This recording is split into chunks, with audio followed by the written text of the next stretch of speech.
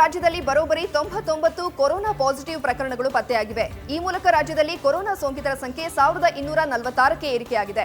ಬೆಂಗಳೂರಿನಲ್ಲಿ 24 ಪ್ರಕರಣಗಳು ಪತ್ತೆಯಾದರೆ ಮಂಡ್ಯದಲ್ಲಿ 17 ಪ್ರಕರಣಗಳು ದೃಢಪಟ್ಟಿವೆ.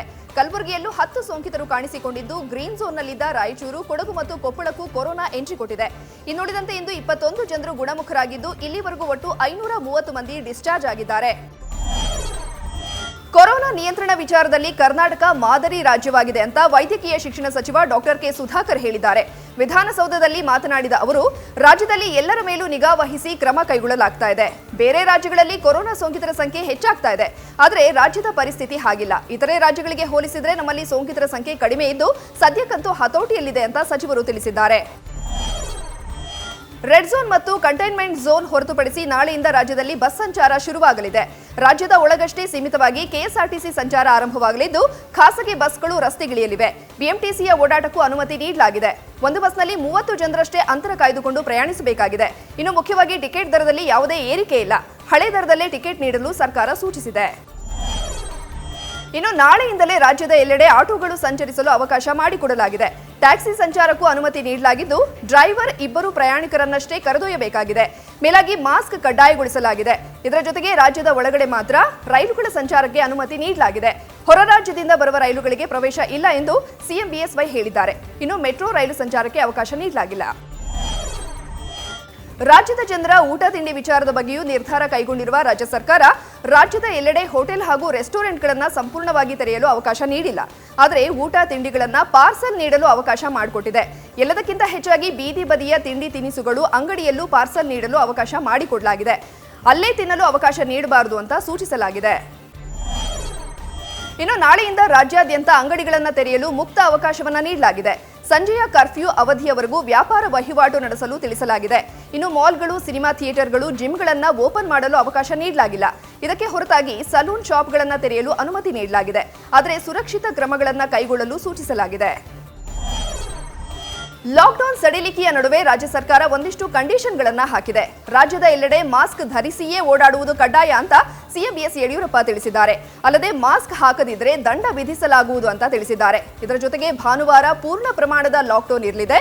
ಅವತ್ತು ಅಗತ್ಯ ವಸ್ತುಗಳನ್ನು ಹೊರತುಪಡಿಸಿ ಉಳಿದ ವಹಿವಾಟು ಇರೋದಿಲ್ಲ ಅಂತ ತಿಳಿಸಿದ್ದಾರೆ. ಮೇಲಾಗಿ ಭಾನುವಾರದಂದು ಮದ್ಯ ಮಾರಾಟ ಕೂಡ ಇರೋದಿಲ್ಲ ಅಂತ ಸಿಎಂ ತಿಳಿಸಿದ್ದಾರೆ. ಲಾಕ್ಡೌನ್ನಿಂದಾಗಿ ರಾಜ್ಯದಲ್ಲಿ ಮುಂದೂಡಿಕೆಯಾಗಿದ್ದ ಎಸ್ಎಸ್ಎಲ್ಸಿ ಪರೀಕ್ಷೆಗಳು ಜೂನ್ 25ರಿಂದ ಆರಂಭವಾಗಲಿದೆ. ಇಂದು ಸುದ್ದಿಗೋಷ್ಠಿ ನಡೆಸಿ ಮಾಹಿತಿ ನೀಡಿದ ಶಿಕ್ಷಣ ಸಚಿವ ಸುರೇಶ್ ಕುಮಾರ್, ಜುಲೈ 4ರವರೆಗೆ ಪರೀಕ್ಷೆಗಳು ನಡೆಯಲಿವೆ ಅಂತ ತಿಳಿಸಿದ್ದಾರೆ. ಇಂಗ್ಲಿಷ್, ಗಣಿತ, ವಿಜ್ಞಾನ, ಸಮಾಜ ವಿಜ್ಞಾನ ಈ 4 ವಿಷಯಗಳಿಗೆ ಒಂದೊಂದು ದಿನ ಅಂತರ ಇರಲಿದೆ. ಎಲ್ಲ ವಿದ್ಯಾರ್ಥಿಗಳಿಗೆ ಮಾಸ್ಕ್ ಸಂಪೂರ್ಣ ಕಡ್ಡಾಯ. ಪರೀಕ್ಷಾ ಕೇಂದ್ರದಲ್ಲಿ ವಿದ್ಯಾರ್ಥಿಗಳನ್ನ ಥರ್ಮಲ್ ಸ್ಕ್ರೀನಿಂಗ್ಗೆ ಒಳಪಡಿಸುವುದಾಗಿ ತಿಳಿಸಿದ್ದಾರೆ. ಒಂದು ವೇಳೆ ಪರೀಕ್ಷಾ ಕೇಂದ್ರಕ್ಕೆ ಬಂದ ವಿದ್ಯಾರ್ಥಿಗೆ ಆರೋಗ್ಯ ಸಮಸ್ಯೆ ಇದ್ರೆ ಅವರಿಗೆ ಪರೀಕ್ಷೆ ಬರೆಯಲು ಬೇರೆ ವ್ಯವಸ್ಥೆ ಮಾಡ್ತೀವಿ ಅಂತ ಸಚಿವರು ತಿಳಿಸಿದ್ದಾರೆ. ಇನ್ನು ಲಾಕ್ಡೌನ್ನಿಂದಾಗಿ ಪಿಯುಸಿಯಲ್ಲಿ ಬಾಕಿ ಉಳಿದಿದ್ದ ಇಂಗ್ಲಿಷ್ ಪರೀಕ್ಷೆಗೆ ಜೂನ್ 18ಕ್ಕೆ ಮುಹೂರ್ತ ಫಿಕ್ಸ್ ಆಗಿದೆ. ಕೊರೋನಾ ಸೋಂಕು ಹರಡುತ್ತಿರುವ ಹಿನ್ನೆಲೆ ಲಾಕ್ಡೌನ್ ಜಾರಿ ಮಾಡಲಾಗಿತ್ತು. ಹೀಗಾಗಿ ಪಿಯುಸಿಯಲ್ಲಿ ಬಾಕಿ ಉಳಿದಿದ್ದ ಇಂಗ್ಲಿಷ್ ಪರೀಕ್ಷೆಯನ್ನ ತಾತ್ಕಾಲಿಕವಾಗಿ ಮುಂದೂಡಲಾಗಿತ್ತು. ಇದೀಗ ಈ ಪರೀಕ್ಷೆಯನ್ನ ಜೂನ್ 18ರಂದು ನಡೆಸುವಂತೆ ಸಚಿವ ಸುರೇಶ್ ಕುಮಾರ್ ಸುದ್ದಿಗೋಷ್ಠಿಯಲ್ಲಿ ತಿಳಿಸಿದ್ದಾರೆ. ಪಿಎಸ್ಐಗಳ ನೇಮಕದ ವೇಳೆ ಕೊನೆಯ 10 ಅಂಕಗಳಿಗೆ ನಡೆಯುತ್ತಾ ಇದ್ದ ಸಂದರ್ಶನವನ್ನ ಗೃಹ ಇಲಾಖೆ ರದ್ದು ಮಾಡಿದೆ. ಸದ್ಯ ರಾಜ್ಯದಲ್ಲಿರುವ ಸಿಬ್ಬಂದಿ ಕೊರತೆ ನಿವಾರಿಸಲು ಖಾಲಿ ಇರುವ 556 ಸಿವಿಲ್ ಸಬ್ ಇನ್ಸ್ಪೆಕ್ಟರ್ಗಳ ನೇಮಕಾತಿಗೆ ಅರ್ಜಿ ಆಹ್ವಾನಿಸಿದೆ. ಈ ನೇಮಕಾತಿಯಲ್ಲಿ 10 ಅಂಕಗಳ ಸಂದರ್ಶನವನ್ನ ರದ್ದು ಮಾಡಿರುವುದಾಗಿ ಗೃಹ ಇಲಾಖೆ ಹೇಳಿದೆ. ಈ ಬಗ್ಗೆ ರಾಜ್ಯ ಪೊಲೀಸ್ ಇಲಾಖೆ ವೆಬ್ಸೈಟ್ನಲ್ಲಿ ಮಾಹಿತಿ ನೀಡಿದೆ. ಇನ್ನು ಈ ಬಾರಿಯ ಪರೀಕ್ಷೆಯಲ್ಲಿ ಲಿಖಿತ ಪರೀಕ್ಷೆ, ದೈಹಿಕ ಪರೀಕ್ಷೆ ಮತ್ತು ವೈದ್ಯಕೀಯ ಪರೀಕ್ಷೆ ಮಾತ್ರ ಇರಲಿದ್ದು ಜೂನ್ 1ರಿಂದ ಅರ್ಜಿ ಸ್ವೀಕಾರ ಆರಂಭವಾಗಲಿದೆ.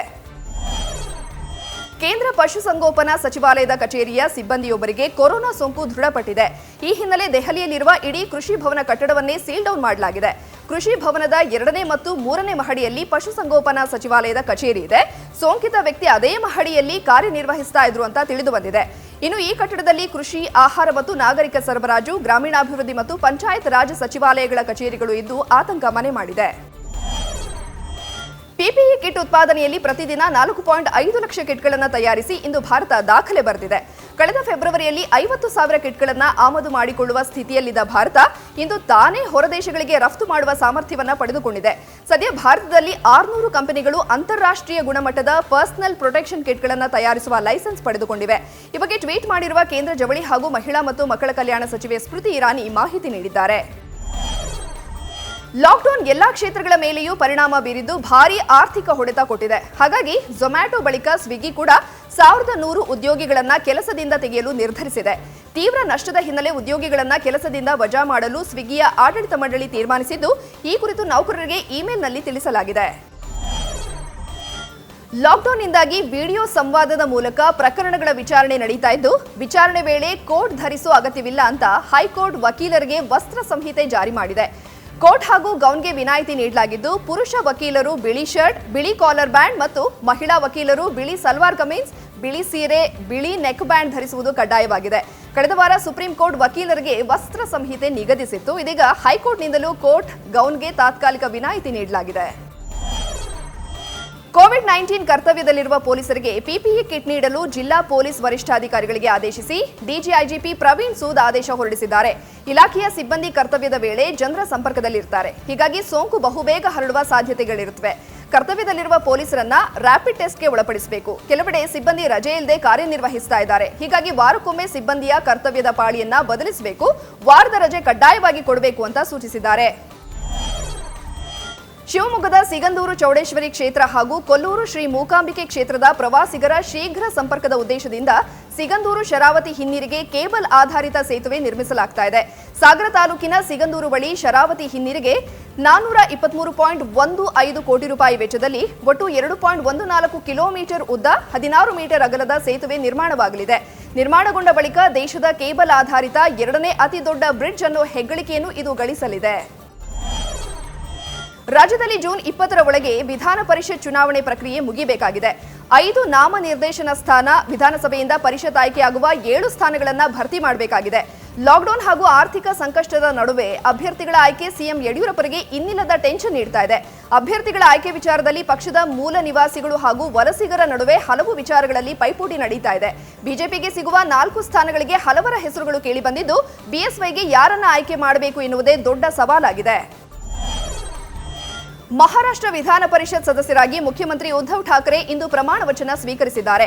ರಾಜ್ಯ ವಿಧಾನಸಭೆಯ ಕೇಂದ್ರ ಸಭಾಂಗಣದಲ್ಲಿ ನಡೆದ ಪ್ರಮಾಣ ವಚನ ಸಮಾರಂಭದಲ್ಲಿ ಠಾಕ್ರೆ ಸೇರಿ ಒಟ್ಟು 9 ಸದಸ್ಯರು ವಿಧಾನ ಪರಿಷತ್ಗೆ ಅವಿರೋಧವಾಗಿ ಆಯ್ಕೆಯಾಗಿದ್ದಾರೆ. ಕಳೆದ ಏಪ್ರಿಲ್ 24ರಂದು ವಿಧಾನ ಪರಿಷತ್ನ 9 ಸ್ಥಾನಗಳು ಖಾಲಿಯಾಗಿದ್ವು. ಸಿಎಂ ಆದ 6 ತಿಂಗಳ ಒಳಗಾಗಿ ವಿಧಾನಸಭೆ ಅಥವಾ ವಿಧಾನ ಪರಿಷತ್ ಸದಸ್ಯರಾಗಿ ಆಯ್ಕೆಯಾಗುವುದು ಅನಿವಾರ್ಯವಾಗಿತ್ತು. ಈ ಹಿನ್ನೆಲೆ ಉದ್ಧವ್ ಠಾಕ್ರೆ ಸ್ಪರ್ಧಿಸಿದ್ರು. ತಮಿಳುನಾಡಿನ ರಾಜಕೀಯ ಅಖಾಡಕ್ಕೆ ಧುಮುಕುವುದಾಗಿ ಸ್ವತಃ ಮಾಜಿ ಐಪಿಎಸ್ ಅಧಿಕಾರಿ ಅಣ್ಣಾಮಲೈ ಹೇಳಿದ್ದಾರೆ. ಬೆಳಗಾವಿಯನ್ನು ಫೇಸ್ಬುಕ್ ಪೇಜ್ ಲೈವ್ನಲ್ಲಿ ಮಾತನಾಡುವಾಗ ರಾಜಕೀಯ ಪ್ರವೇಶ ಕೊಡುವುದಾಗಿ ತಿಳಿಸಿದ್ದಾರೆ. ಮುಂಬರುವ ವಿಧಾನಸಭೆ ಚುನಾವಣೆಯಲ್ಲಿ ಸ್ಪರ್ಧಿಸುತ್ತೇನೆ. 2021ರ ಏಪ್ರಿಲ್ ಮೇ ತಿಂಗಳಲ್ಲಿ ಚುನಾವಣೆ ನಡೆಯಲಿದೆ. ಅದರಲ್ಲಿ ಸ್ಪರ್ಧಿಸಬೇಕು ಅನ್ನೋ ಇಚ್ಛೆ ಇದೆ. ರಾಜಕೀಯಕ್ಕೆ ಹೋಗಿ ಒಂದಷ್ಟು ಬದಲಾವಣೆ ಮಾಡಬೇಕು ಎಂದಿದ್ದಾರೆ. ಮುಚ್ಚಿರುವ Bharat gold mine limited company ಜಾಗದಲ್ಲಿ ಅಳಿದುಳಿದ ಚಿನ್ನದ ಅದಿರನ್ನ ಕಳವು ಮಾಡ್ತಾ ಇದ್ದ ಆರೋಪಿಯೊಬ್ಬನಿಗೆ ಕೊರೋನಾ ಸೋಂಕು ತಗುಲಿದೆ. ಈತನನ್ನ ಕಳೆದ ಬುಧವಾರ ಬಂಧಿಸಲಾಗಿತ್ತು. ಚಿನ್ನದ ಅದಿರು ಕಳವು ಮಾಡಲು ಈತನ ಜೊತೆ ಸುರಂಗದ ಒಳಗೆ ಇಳಿದಿದ್ದ 3 ಉಸಿರುಗಟ್ಟಿ ಸಾವನ್ನಪ್ಪಿದ್ರು. ಬಳಿಕ ಈತನನ್ನ ಬಂಧಿಸಲಾಗಿತ್ತು. ಈ ನಡುವೆ ಈತನಿಗೆ ಕೊರೋನಾ ಸೋಂಕು ಇರುವುದು ಪರೀಕ್ಷೆಯಿಂದ ಗೊತ್ತಾಗಿದೆ. ಯಾವುದೇ ಪ್ರಯಾಣ ಮಾಡದ ಈತನಿಗೆ ಸೋಂಕು ಹೇಗೆ ತಗುಲಿತು ಅನ್ನೋದು ಇದೀಗ ಅಧಿಕಾರಿಗಳಿಗೆ ತಲೆ ಬಿಸಿ ತಂದಿಟ್ಟಿದೆ. ಸ್ವಂತ ಭಾವನ ಮನೆಯಲ್ಲೇ ವ್ಯಕ್ತಿಯೊಬ್ಬ ಕಳ್ಳತನಕ್ಕೆ ಪ್ರಯತ್ನಿಸಿ ಪೊಲೀಸರ ಅತಿಥಿಯಾದ ಘಟನೆ ಬೆಂಗಳೂರಿನಲ್ಲಿ ನಡೆದಿದೆ. ಅಬ್ದುಲ್ ರಶೀದ್ ಮೇಕ್ರಿ ಎಂಬುವರ ಪತ್ನಿಯ ಸಹೋದರನಾಗಿದ್ದ ಸೈಯದ್ ಮಸೂದ್ ಹಿಂದೆ ಅಬ್ದುಲ್ ರಶೀದ್ ಮನೆಯಲ್ಲಿ ಕಾರು ಚಾಲಕನಾಗಿ ಕೆಲಸ ಮಾಡಿಕೊಂಡಿದ್ದ. ಪರಸ್ಪರ ಭಿನ್ನಾಭಿಪ್ರಾಯಗಳಿಂದ ಕೆಲಸವನ್ನ ಬಿಟ್ಟಿದ್ದ. ಮನೆಯಲ್ಲಿ ಯಾರೂ ಇಲ್ಲದ ವೇಳೆ ಮಸೂದ್ ಮನೆಯ ಬೀಗ ಒಡೆದು ಕಳ್ಳತನ ಮಾಡಿದ್ದಾನೆ. ಸಿಸಿಟಿವಿ ದೃಶ್ಯ ಆಧರಿಸಿ ಖದೀಮನನ್ನ ಬಂಧಿಸಲಾಗಿದ್ದು 6 ಲಕ್ಷ ನಗದು, 171 ಗ್ರಾಂ ಚಿನ್ನ, ಮೈಕ್ರೋವೇವ್ ಓವನ್, ಸೀರೆ ಮತ್ತು ಆಸ್ತಿ ಪತ್ರ ವಶಕ್ಕೆ ಪಡೆಯಲಾಗಿದೆ. ಕಾಶ್ಮೀರ ಕಣಿವೆಯಲ್ಲಿ ಪದೇ ಪದೇ ಬಾಲ ಬೀಚುತ್ತಿರುವ ಉಗ್ರರಿಗೆ ಹಾಗೂ ಪಾಕಿಸ್ತಾನಕ್ಕೆ ವಾಯುಸೇನೆ ಮುಖ್ಯಸ್ಥ ಆರ್ಕೆಎಸ್ ಭದೌರಿಯಾ ಖಡಕ್ ಎಚ್ಚರಿಕೆ ಕೊಟ್ಟಿದ್ದಾರೆ. ಪಿಒಕೆಯಲ್ಲಿ ಉಪಟಳ ನೀಡುತ್ತಿರುವ ಉಗ್ರರ ಸದ್ದಡಗಿಸಲು ವಾಯುಸೇನೆ ಸರ್ವಸನ್ನದ್ಧವಾಗಿದೆ ಎಂದಿದ್ದಾರೆ. ಒಂದು ವೇಳೆ ಉಗ್ರರ ವಿರುದ್ಧ ಕ್ರಮ ಕೈಗೊಳ್ಳಬೇಕಾದ ಪರಿಸ್ಥಿತಿ ಎದುರಾದರೆ ವಾಯುಸೇನೆ 24 ಗಂಟೆಯೂ ಸಿದ್ಧವಾಗಿರುತ್ತೆ. ಪಾಕ್ ಆಕ್ರಮಿತ ಕಾಶ್ಮೀರದಲ್ಲಿರುವ ಉಗ್ರರ ಕ್ಯಾಂಪ್ಗಳು ಹಾಗೂ ಲಾಂಚ್ ಪ್ಯಾಡ್ಗಳ ಮೇಲೆ ದಾಳಿ ಮಾಡಬೇಕಾಗುತ್ತೆ ಎಂದಿದ್ದಾರೆ. ಕಳೆದ ವರ್ಷ ಜೂನ್ ತಿಂಗಳಲ್ಲಿ ಅಂತಾರಾಷ್ಟ್ರೀಯ ಕ್ರಿಕೆಟ್ಗೆ ಗುಡ್ ಬೈ ಹೇಳಿದ್ದ ಯುವರಾಜ್ ಸಿಂಗ್ ಇದೀಗ ಕೋಚ್ ಆಗಿ 2ನೇ ಇನ್ನಿಂಗ್ಸ್ ಆರಂಭಿಸಲು ಮುಂದಾಗಿದ್ದಾರೆ. ಇತ್ತೀಚೆಗೆ ಇಂಗ್ಲೆಂಡ್ ತಂಡದ ಮಾಜಿ ನಾಯಕ ಕೆವಿನ್ ಪೀಟರ್ಸನ್ ಜೊತೆ ಇನ್ಸ್ಟಾಗ್ರಾಮ್ ಲೈವ್ನಲ್ಲಿ ಮಾತನಾಡಿದ್ದ ಯುವಿ ತಮ್ಮ ಭವಿಷ್ಯದ ಪ್ಲಾನ್ಗಳ ಬಗ್ಗೆ ತಿಳಿಸಿದ್ರು. ನಾನು ಕೋಚ್ ಆಗಲು ತುಂಬಾ ಉತ್ಸುಕನಾಗಿದ್ದೇನೆ. ಮೊದಲು ಯಾವುದಾದ್ರೂ ತಂಡದ ಮೆಂಟರ್ ಆಗಿ ಕಾರ್ಯನಿರ್ವಹಿಸುತ್ತೇನೆ. ಅಲ್ಲಿ ಯಶಸ್ವಿಯಾದ್ರೆ ಮುಂದೆ ಫುಲ್ ಟೈಮ್ ಕೋಚ್ ಆಗ್ತೀನಿ ಅಂತ ಯುವಿ ಹೇಳಿಕೊಂಡಿದ್ದಾರೆ. ಪರಭಾಷೆ ನಿರ್ಮಾಪಕರ ವಿರುದ್ಧ ನವರಸ ನಾಯಕ ಜಗ್ಗೇಶ್ ಸಿಟ್ಟಾಗಿದ್ದಾರೆ. ಸರಣಿ ಟ್ವೀಟ್ ಮಾಡಿರುವ ಜಗ್ಗೇಶ್, ನಿರ್ದೇಶಕರಿಗೆ ಬಿಲ್ಡಪ್ ಕೊಟ್ಟು ಪರಭಾಷೆ ನಿರ್ಮಾಪಕರು ಉದ್ಯಮವನ್ನ ಕಬಳಿಸಿ ಬಲಿಷ್ಠರಾಗಿದ್ದಾರೆ. ಈಗ OTT ಪ್ಲಾಟ್ಫಾರ್ಮ್ಗೂ ಇಂತಹ ನುಂಗಣ್ಣರ ಎಂಟ್ರಿ ಆಗ್ತಾ ಇದೆ.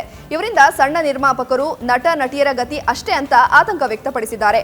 ಜೊತೆಗೆ ಈಗಲಾದರೂ ಸಿನಿಮಾಗಾಗಿ ಬಾಳುತ್ತಿರುವ ಹಿರಿಯರು ಒಗ್ಗಟ್ಟಾಗಿ ಒಂದು ವೇದಿಕೆ ರಚಿಸಿ ನಿಸ್ವಾರ್ಥ ಯತ್ನ ಮಾಡಿದ್ರೆ ಉದ್ಯಮ ಉಳಿಯುತ್ತೆ ಅಂತ ಜಗ್ಗೇಶ್ ಕಿವಿ ಮಾತು ಹೇಳಿದ್ದಾರೆ.